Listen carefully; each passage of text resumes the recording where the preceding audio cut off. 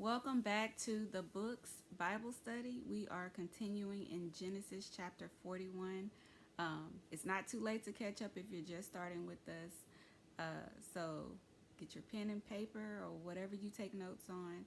Hopefully, you're writing some good notes, some good thoughts, and some good questions.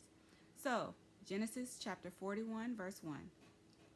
Then it came to pass at the end of 2 full years that Pharaoh had a dream. And behold, he stood by the river. Verse 2. Suddenly there came up out of the river 7 cows, fine looking and fat, and they fed in the meadow. So we are paying attention once again to the numbers, the amount of something, the person, the location, right? What is happening? What are they doing? Can anybody guess what the 7 cows mean? Okay.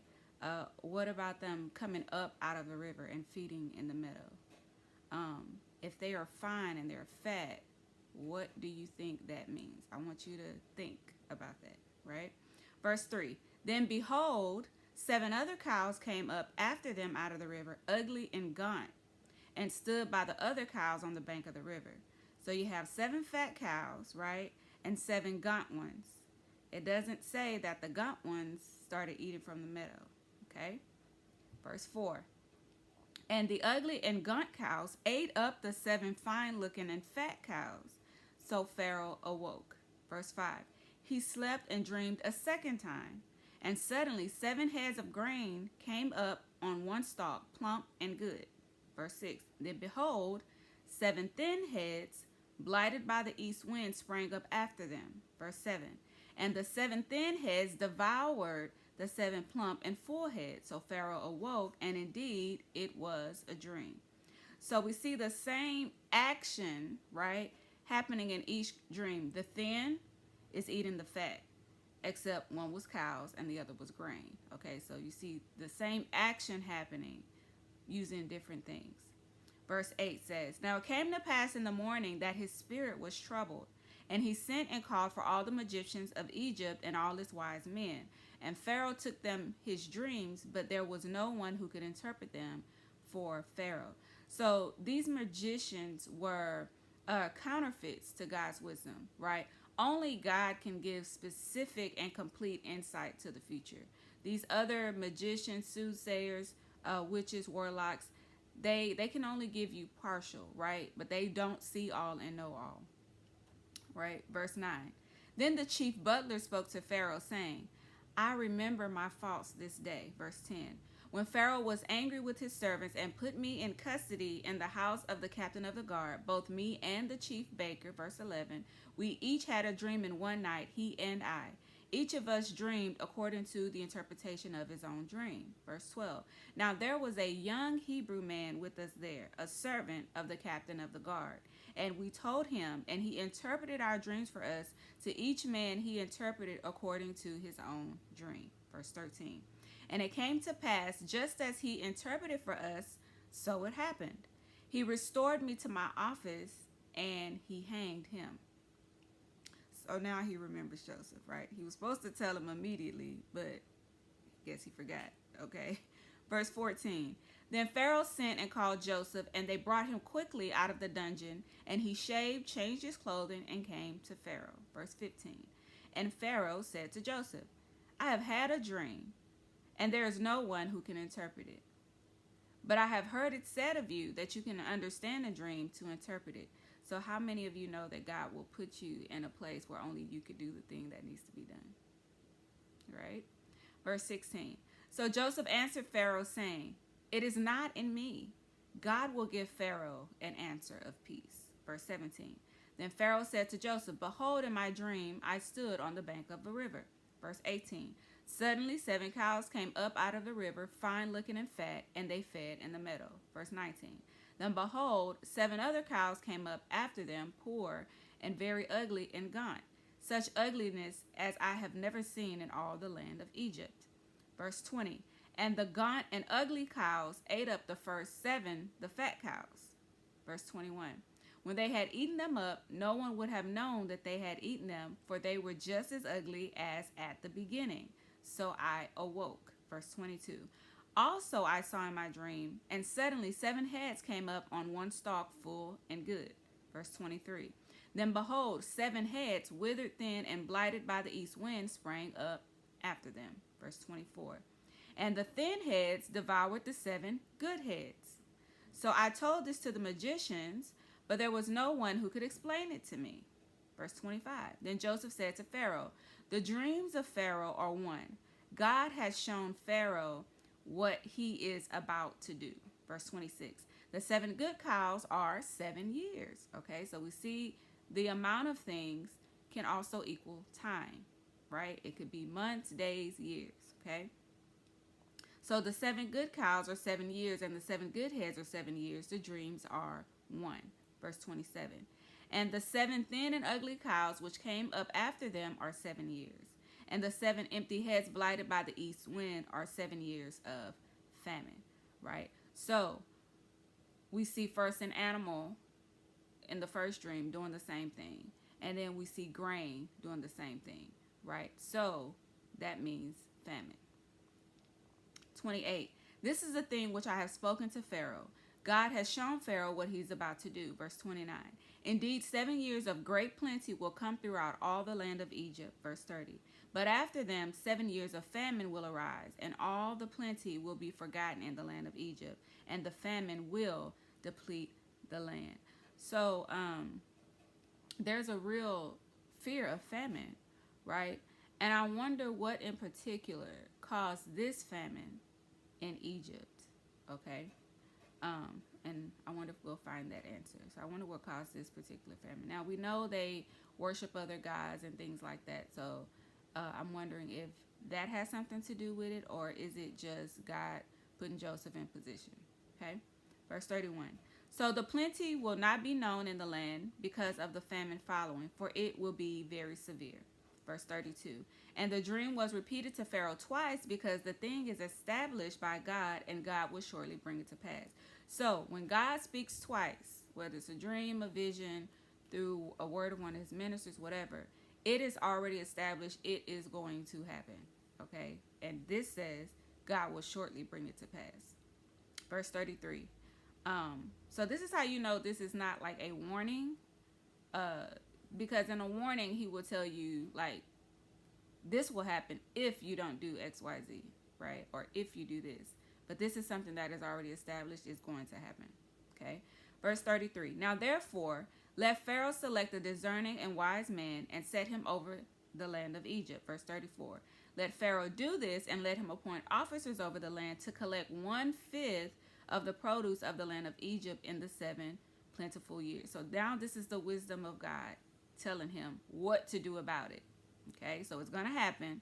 So now this is the wisdom of God telling Joseph to tell Pharaoh what to do about it. Verse 35. And let them gather all the food of those good years that are coming and store up grain under the authority of Pharaoh, and let them keep food in the cities. Verse 36. Then that food shall be as a reserve for the land for the 7 years of famine, which shall be in the land of Egypt, that the land may not perish during the famine. Verse 37. So the advice was good in the eyes of Pharaoh and in the eyes of all his servants. Verse 38. And Pharaoh said to his servants, can we find such a one as this? A man in whom is the Spirit of God. So he ain't looking for the magicians no more. Right? So sometimes God will put you in a place where only you can do a thing so that he can be glorified. Okay? So we continue just during these first 41 chapters, we see that wicked people, people that don't fear God, use people of God, right? When it benefits them, and they have no intention of giving up their other gods, right? And this is happening today, right? People use people that they know God has favor on their life, and they have no intention of turning to God. Some might, right? Some might, but most of the time they just want the benefit of God, right? They don't actually want to worship God, because to worship God, there is a certain standard that we have to live by to remain under his favor, under his care, okay? Verse 39. Then Pharaoh said to Joseph, inasmuch as God has shown you all this, there is no one as discerning and as wise as you. So they recognize the gift, the talent, what God has placed on the inside of you, right? Verse 40. You shall, this is Pharaoh talking to Joseph. He says, you shall be over my house, and all my people shall be ruled according to your word. Only in regard to the throne will I be greater than you. Okay? So he's ruling over all of Egypt except for matters of the throne, right? Verse 41. And Pharaoh said to Joseph, see, I have set you over all the land of Egypt. Verse 42. Then Pharaoh took his signet ring off his hand and put it on Joseph's hand, and he clothed him in garments of fine linen and put a gold chain around his neck. Verse 43. And he had him ride in the second chariot which he had, and they cried out before him, bow the knee. So he set him over all the land of Egypt. Okay, so Joseph once again placed in a position of authority and power. And so I just want you to recognize that no matter where you are, even while he was in prison, right? No matter where you are placed, just like Joseph, you will be what God intended for you to be, okay? Are you being what God intended for you to be where you are? Or are you so focused about complaining about the place you are that you're not doing what you were created to do, right? Verse 44. Pharaoh also said to Joseph, I am Pharaoh, and without your consent no man may lift his hand or foot in all the land of Egypt. Verse 45. And Pharaoh called Joseph's name Zaphenath Paneah. Okay? Zaphenath Paneah. And he gave him as wife Asenath, the daughter of Potiphar, priest of On. So Joseph went out over all the land of Egypt. So now Joseph is really a part of them now. He receives the Egyptian name. Okay? Marries an Egyptian woman whose father is a priest of the city where the famous temple of Ra, their sun god, is. Okay? So now Joseph has married into the pagans. Okay? Verse 46.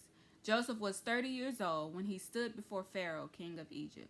And Joseph went out from the presence of Pharaoh and went throughout all the land of Egypt. 47.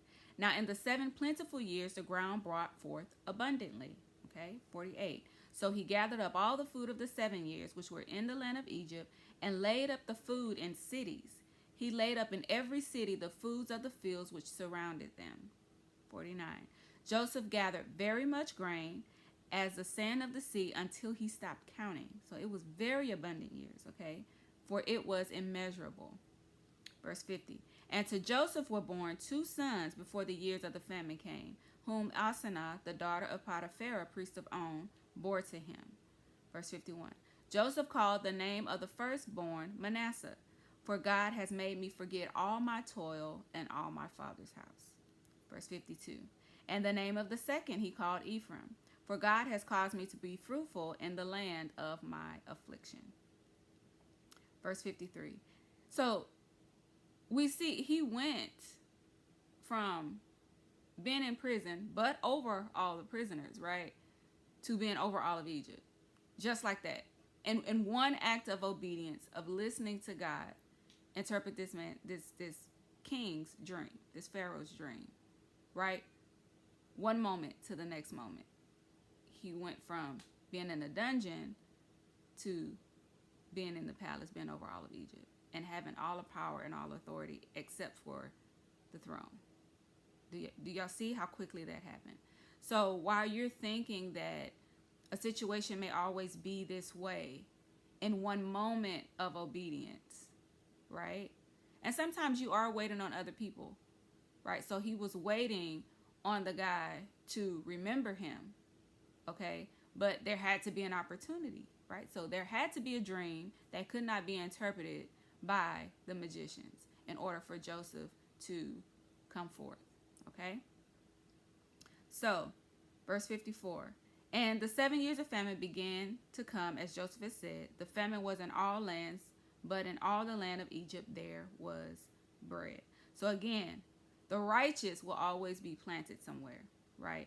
So even in the midst of famine, plague, etc., it won't affect the place where the righteous is, because they would have had the wisdom of God, or they would have been told to move, right?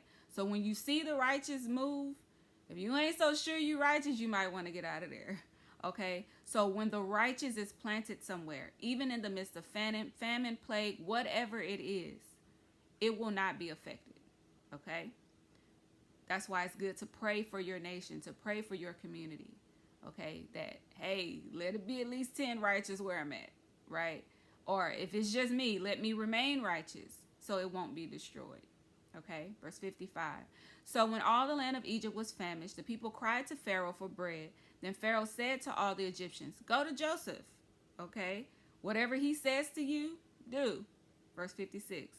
The famine was over all the face of the earth, and Joseph opened all the storehouses and sold to the Egyptians. And the famine became severe in the land of Egypt. Verse 57. So all countries came to Joseph in Egypt to buy grain because the famine was severe in all the lands, right? But remember about Joseph. He held his integrity. No matter how many times that woman tempted him and came after him day after day after day, he held his integrity. And so what happens is you may be called and positioned by God, but you fall for the temptation, right? You can't have a certain level of power if you're willing to fold under pressure and you're willing to fold into temptation. It doesn't matter where you are, who you think is watching or not watching. You keep your integrity, okay? For positions of power like the one Joseph had, you had to have integrity. You had to be trustworthy. You have to be trusted by God. So no lying, no stealing, no cheating, no bearing false witness, right? Wherever you are, whether you're in the pit or the dungeon, definitely not while you're in position of power. And you see a lot of righteous people fall because as they elevate, as they gain influence, as they gain power, their integrity starts to slip, right? And you see a hard fall. So if you have this type of leadership, of this type of wisdom, this type of anointing, this type of influence, hold on to your integrity, okay? Because that's what happens for you, right? You go from a dungeon to a palace, right? You still have a position of authority and power that's just on you, okay? No matter where you are, it's just on you. But when you have integrity and you maintain your integrity, that's how quickly it can happen for you, right? Because God can trust you. God trusted him with all of Egypt, okay?